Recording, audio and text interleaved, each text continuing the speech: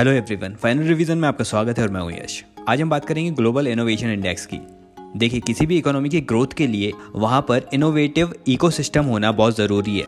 ये इकोसिस्टम बताता है कि किस तरह से कंपनीज को ट्रीट किया जा रहा है कि वे रिसर्च एंड डेवलपमेंट पे ज़्यादा फोकस कर सकें, इनोवेटिव अप्रोच अपना पाएं, नए नए स्टार्टअप्स को किस तरह से सपोर्ट किया जाता है, किसी भी इनोवेशन में बौद्धिक संपदाओं को, इंटेलेक्चुअल प्रॉपर्टी राइट्स को कितना महत्व दिया जाता है, इनोवेशन करने वाले इंसान को और उस इनोवेशन से जनता को कितना फ़ायदा पहुंचा पाती है वो कंट्री।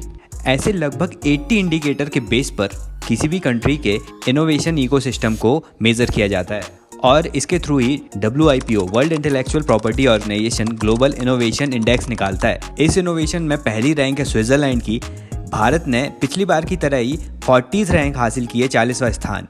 इसमें 132 कंट्रीज को रैंक किया जाता है। देखिए, पिछले साल के समान ही 40 रैंक है हमारी, लेकिन 2015 में ये रैंक 81 हुआ करती थी, लेकिन अब 40वीं है। तो इंडिया कैसे इतना अच्छा परफॉर्म कर पा रहा है? रीजन ये है कि यहाँ पर पब्लिक और प्राइवेट रिसर्च ऑर्गेनाइजेशन बहुत अच्छा काम कर रहे हैं। साथ ही इंफॉर्मेशन एंड कम्युनिकेशन टेक्नोलॉजी में सर्विस एक्सपोर्ट में हमारा 5th स्थान है। वेंचर कैपिटल रिसीव करने में 6th स्थान पर है, मतलब पैसा अच्छा खासा आता है। साइंस एंड इंजीनियरिंग के क्षेत्र में ग्रेजुएट्स की संख्या बहुत ज़्यादा है, उसमें हम 11वें स्थान पर है। और ग्लोबली भी कॉर्पोरेट रिसर्च और डेवलपमेंट में इन्वेस्टर्स बढ़ चढ़कर इंडिया में इन्वेस्ट करते हैं, उसमें हम 13th प्लेस पे हैं। इसलिए इंडिया इम्प्रूव कर पाया, इंडिया की रैंक 40 आ गई इसमें। साथ ही लोअर मिडिल इनकम ग्रुप में इंडिया टॉप पोजीशन पर है और सेंट्रल और साउथ एशियन रीजन में भी टॉप पर है। साथ ही वर्ल्ड के 5 biggest science and technology cluster east Asia में उपस्थित हैं, जो बेंगलोर, दिल्ली, चेन्नई, मुंबई क्लस्टर्स हैं। तो ये था ग्लोबल इनोवेशन इंडेक्स।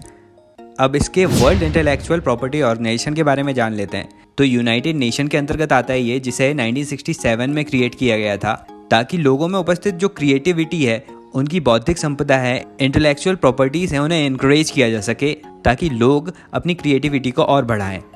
इंडिया ने इसे 1975 में ज्वाइन किया गया था। पैलेस्टीन को इसमें परमानेंट ऑब्जर्वर का स्टेटस दिया गया है।